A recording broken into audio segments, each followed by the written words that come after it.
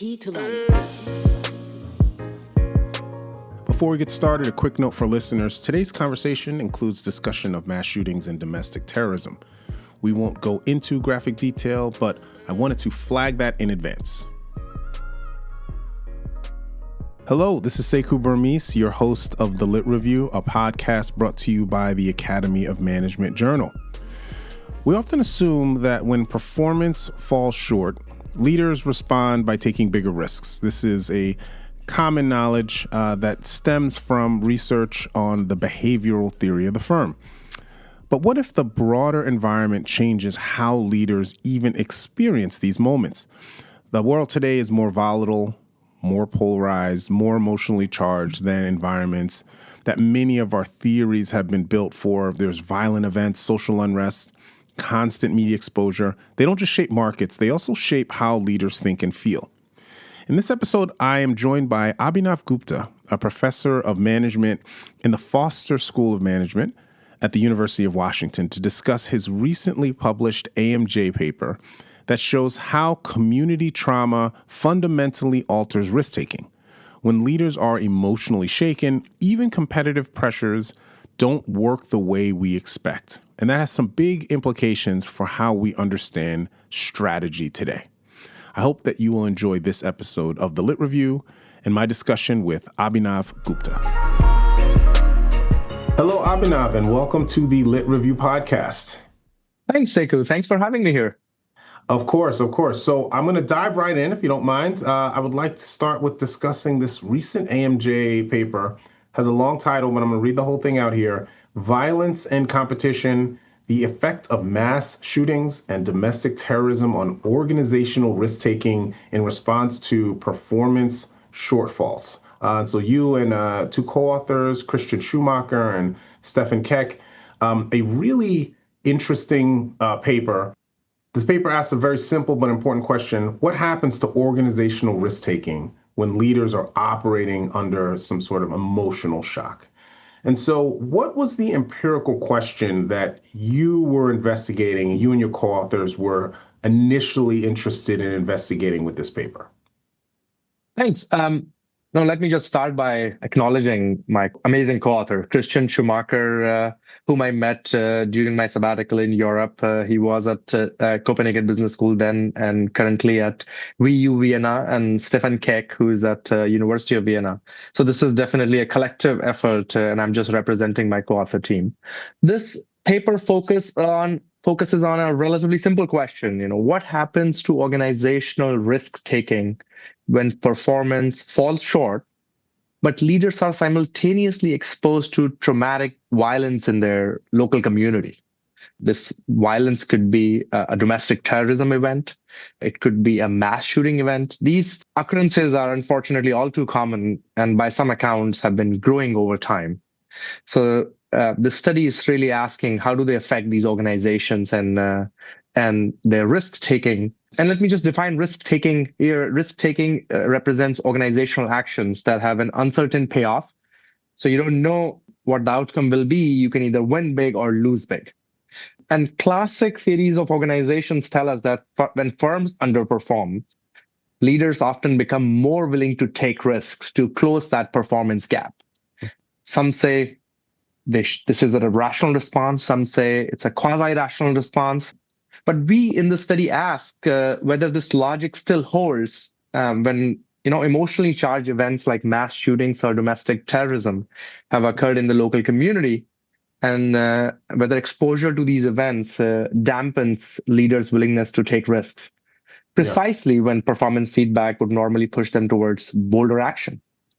Yeah, and so if for listeners that are unfamiliar with the behavioral theory of the firm, one of the cornerstone theories in OT, it's just about this idea that your strategy is impacted by your performance in the past. And so how well the organization has done, if you are running behind or if you've missed earnings or if you haven't gotten the number of subscribers to your podcast in the previous month, that's going to make you behave in ways that are more or less risky. And so that is pretty well established since, in the literature. And so what I love is that you guys are thinking about the decision makers and what might be impacting them in sort of this emotional level. And so can you tell us, like, what are the kind of the key takeaways or the outcomes that you found? Because you did multiple studies, one context that I'm very familiar with, and then two lab studies to also kind of delve into those dynamics. So could you describe that a little? Yeah, so as you correctly noted, sort of the central point or takeaway from the behavioral theory of the firm. So the main takeaway at a big picture level is how these kinds of traumatic events reshape how leaders respond to performance feedback. Performance feedback, particularly negative performance feedback that your performance is below your historical levels or your social aspirations, affect how leaders respond. And these things are hard to study in a typical strategy research, which relies on these annualized data from firms' financial statements. These things get reported once a year. So you in that process you lose a lot of dynamism that unfolds in more sort of compressed temporal windows, such as day-to-day variation in strategic decision making. You can't observe it if you're using these annual firm self-reported data. So that's why we deployed these three distinct studies, two controlled experiments, one study of NFL decision making, and you indicated you're an expert on NFL. I am clueless. Expert is taking it. I'm a fan, but yes, sure. You're Are a you fan, not yes. an NFL expert? Not at all, actually. So my co-authors, particularly Christian, he's a NFL fan, but I have never been to a game or never watched one. So this is a process of education for me as I collaborated The on this Seattle research. Seahawks are the number one team in their conference. They are what, 20 minutes from your office? So I hear. You got to go down there now and you had the perfect reason. You could have done it for research purposes. This is like my dream. All right, but continue, please. How did you guys study this risk taking in the NFL context? Well, so we had a large field study of NFL decision making and two control experiments, and as it often the case in our research, these experiments were added during the review process because reviewers really wanted to unpack the mechanisms that were at play in the NFL study. But these experiments are differently designed, and they help us achieve inter-method generalizability, which if you're studying NFL and trying to generalize to organizations is particularly helpful. Yeah. So across these studies, we find that when leaders are exposed to nearby violent events, they become less likely, not more, to take risks in response to performance shortfalls. And the mechanism here is motivational. These events shift leaders away from what psychologists call a promotion focus, which is a desire to pursue gains and growth, and towards what is called a prevention focus, which is focused on avoiding losses and preserving the status quo. So instead of, we are behind, let's swing for the fences, the mindset becomes, let's not make things worse. And across all our studies, we found that this exposure to these violent events had this effect of sort of dampening the promotion focus and increasing the prevention focus, which in turn produced the effects we found. Yeah. And so on the NFL context, I love the phenomenon you chose to look at, which is going for it on fourth down. Yeah. And which is, for the NFL nerds, this is something that's talked about, and there's models that show when the expected, when you should do it, when you shouldn't do it. Every coach now, I think, has a data nerd that tells them this, but it's still a gut feel. Are you going to do it? Are you not? Mm-hmm. Who knows what will happen? And so you looked at all of these decisions that these firms did around should we go for it or not, when there had been an event somewhere nearby, right? I think within 100 miles was the thing. Yeah. Within 100 miles, yes, exactly. Yeah. What do you think about these fourth down decisions? Again, as somebody who does not follow NFL or American football more generally, do you think about these decisions as usually rational, or do you view them as more idiosyncratic? I think they are very coach specific, and you have all of the necessary controls in the model. I was reading this paper like, wait a minute. And I'm sure you got this, like one or two NFL people, fans as reviewers, and all of a sudden you're like, I got to have control for this and that. So I think there's certain coaches that are known for being risk takers and they kind of go for it all the time. Sometimes it's their personality or just kind of what they're known for. And other times it is they've bought into the probabilities that you should, if it's in this part of the field and it's this score, you should go for it. And so I think there's a baseline when you will see most teams go, but then there are times where I think it is pretty risky. And so that I think you isolated those sorts of decisions pretty well in your model. So yeah. Cool. Yeah. And the baseline finding, which has been documented by prior research, was readily confirmed that if your performance, if you're experiencing a performance shortfall, you're much more likely to go for it. That's pretty clearly shows up. Yeah. Yeah. If your team's behind or if you're losing, you're like, we need this, so let's go for it. What the heck? That kind of thing. Exactly. So was there anything unexpected that you found in this? So you found what I think is really important impacts around how the environmental factors and pressures and those emotions kind of come through, particularly with the lab models. You got to tease that out in some really interesting ways. But were there any unexpected things you found? Yeah. So just to help intuit what these models are capturing organizational decision making in these games that are happening on days. So it's comparing a game that's happening on a day which is just preceded by a violent event in the community, and comparing that with another game where there is an absence of such an event. So what was surprising to us, we wanted to understand the geography of where these events are happening and where they are vis-a-vis where the team is and the game is being played. And one thing that surprised us was how localized and personal these effects were. So we found in the study that the effect is much stronger when leaders have deeper ties to the affected community because they've had long tenure in the community. Geographical proximity seems to matter a great deal. So whether the event is happening 5 miles versus 20 miles matters a lot. So we included all events within the 100-mile range because that's where within that range the effect was strongest. But within that, the proximity seemed to matter a lot. And this is something we made sense of at almost a psychological, maybe even biological level, which is that when something happens very close, our brains process that information as something that could have happened to us or our family members, our loved ones. So, this is really at a theoretical level, it's confirming the long-standing sort of insight from organization theory that organizations aren't sealed off from their environment. This is something, these ideas have been around for a long time, but research on strategy making has not sort of fully absorbed them.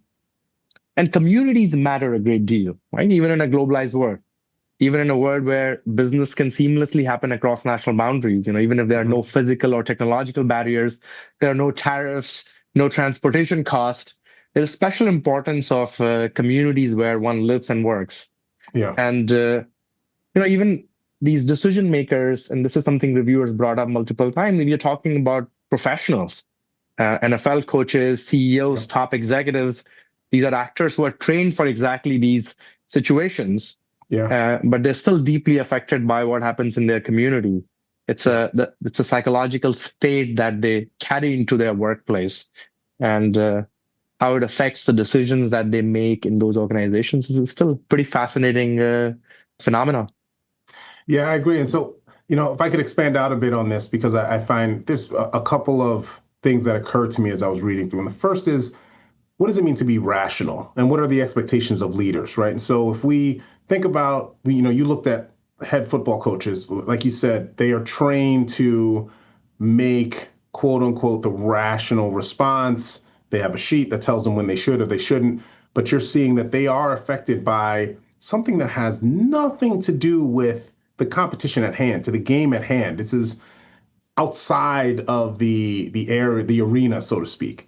So do you think that this reshapes how we should think about what the rational response would be for an organizational leader when they are in a similar situation or volatile environment? Do you think that maybe the expectation of the leadership needs to shift at all? Yeah, the discussion of rationality is ultimately a philosophical exercise, and in social sciences, traditionally, rationality is defined in instrumental terms. If performance is bad, you take more risks to fix it. There are others who define rationality in much broader terms. As long as it is psychologically coherent, it is rational. So I think that it partly depends on which perspective you take. Our work is showing that leaders may be responding rationally relative to their emotional state. Okay. Even if that response looks suboptimal from a purely economic perspective. So in that sense, rationality is context dependent. A decision that looks overly cautious on paper may actually be a psychologically coherent and therefore rational response to grief, fear, or threat. So, rationality, it's not a fixed rule. It's something that is shaped by one's emotions and timing and set of experiences. Yeah. So, I mean, you mentioned with emotions, this is the other thing that kind of occurred to me, which is, a big contribution of this paper is that you guys put the emotion front and center, thinking about how that comes into play. And I juxtapose that with our view of a professional, which is I don't let the emotion impact me, right? But there are people listening, managers, or they're advising managers and leaders. What do you think your research, or your thoughts? You don't have to adhere strictly to the results of this particular paper, but I know you think about these topics kind of generally. How do you think emotion should shape the decisions that they make or the strategic choices that they make, especially during crisis kind of situations? Yeah, that's an important question. And, believe it or not, our focus on emotions in this study was also something that was crystallized through the review process.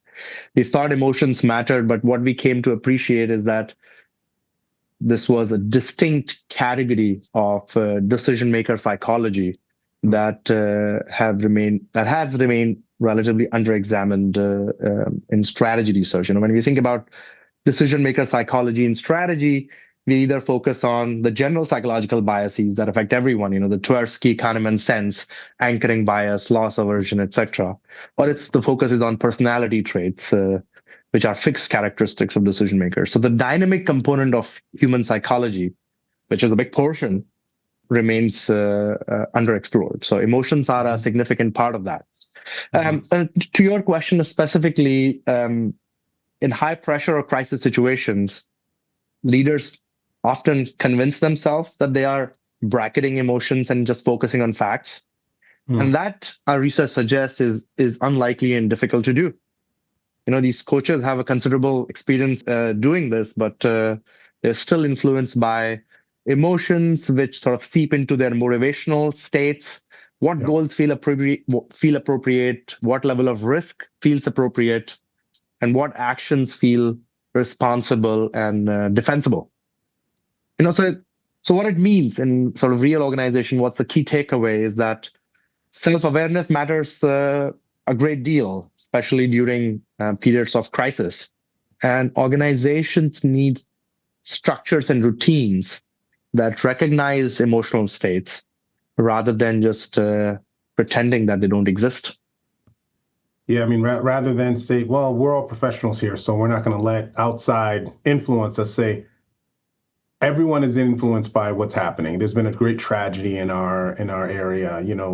None of us are above this. And so let's take some steps, like you said, routines, so to speak, to properly address that, right? Whether it's delaying a decision or making it more automated. I'm sure, AI will be running everything one day, and AI has no emotions, but, something to that effect.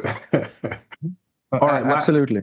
Last question on this, and I think it dovetails nicely with that last answer, which is thinking about designing our systems and kind of taking more macro space, right? So you looked at singular kind of events that were, that were violent, that were really tough for people to manage.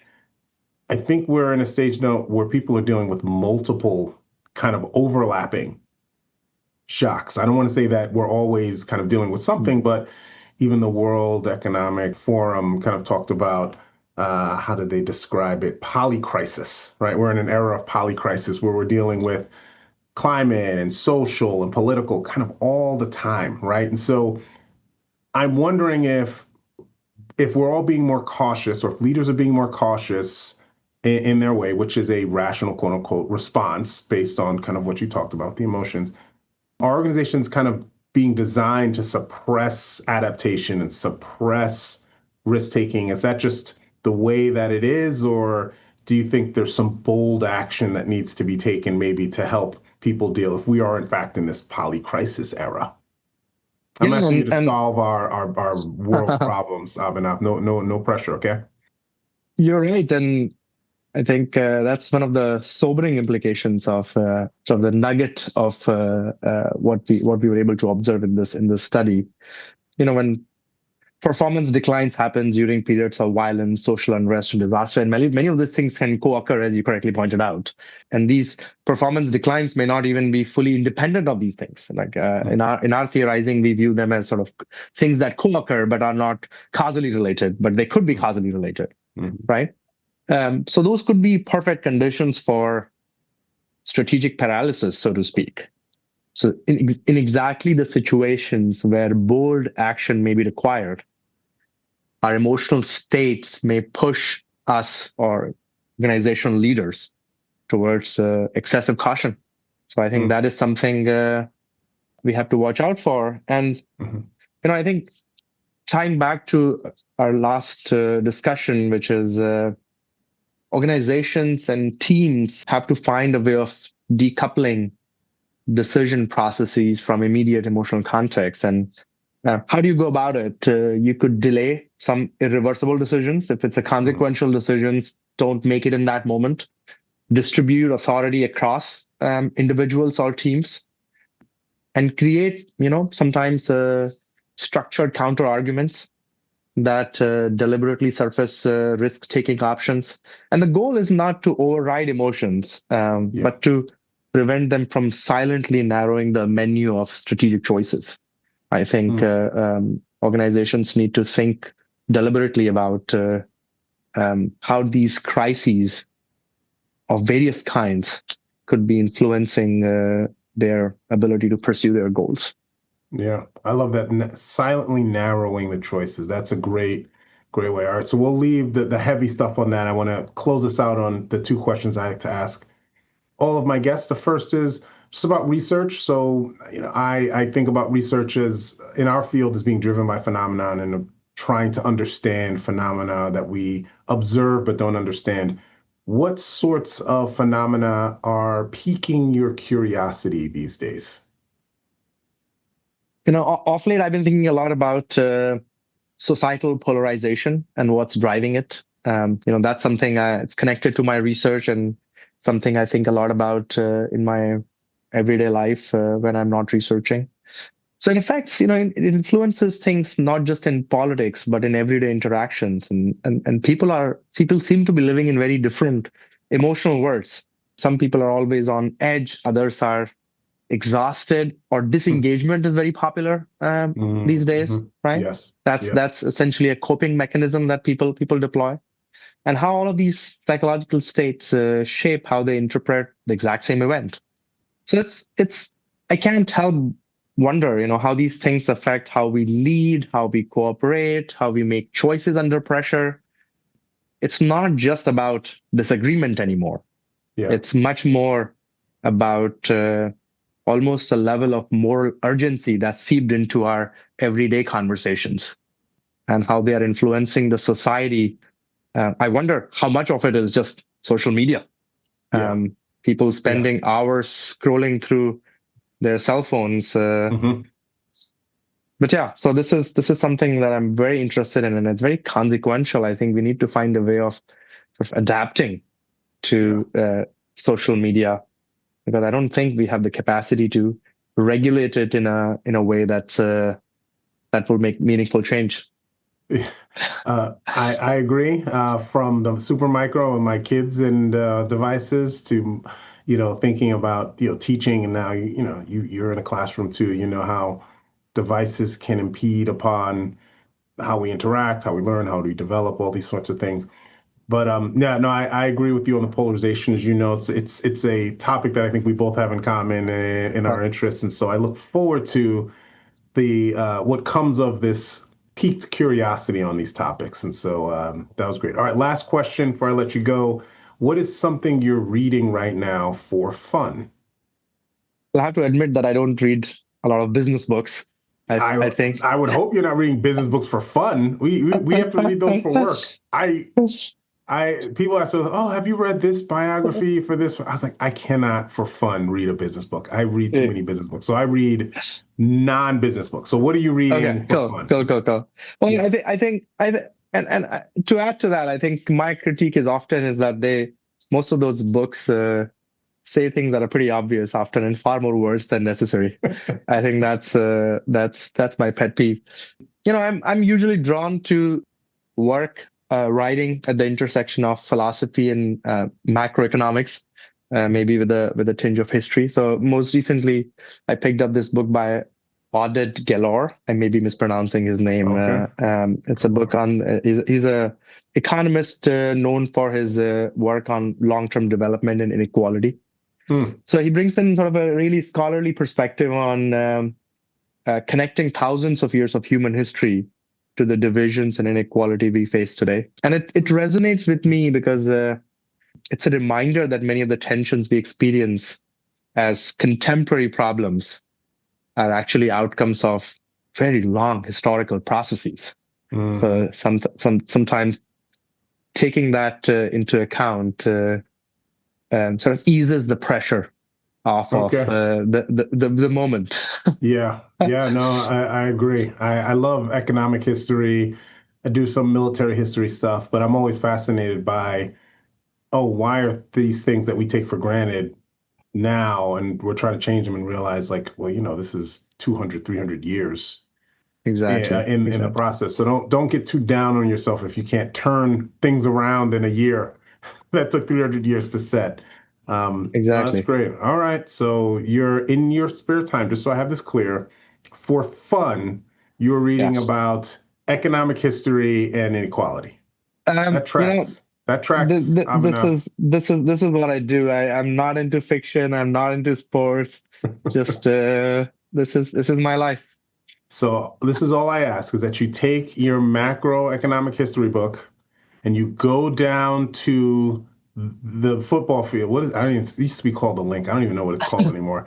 But go back to that corporate sponsored name, Seahawks Stadium, and watch a football game at some point. I think you will love it. And it's right on the water. It's a beautiful stadium. I think even if you don't even look at the game, just to be amongst your people. Well, let's do it together next time you're in Seattle. All right. You don't have to twist my arm. I'll go to a Seahawks game. That sounds great. All right. Thank you, Abhinav. I appreciate it. I'll drink some beer with you.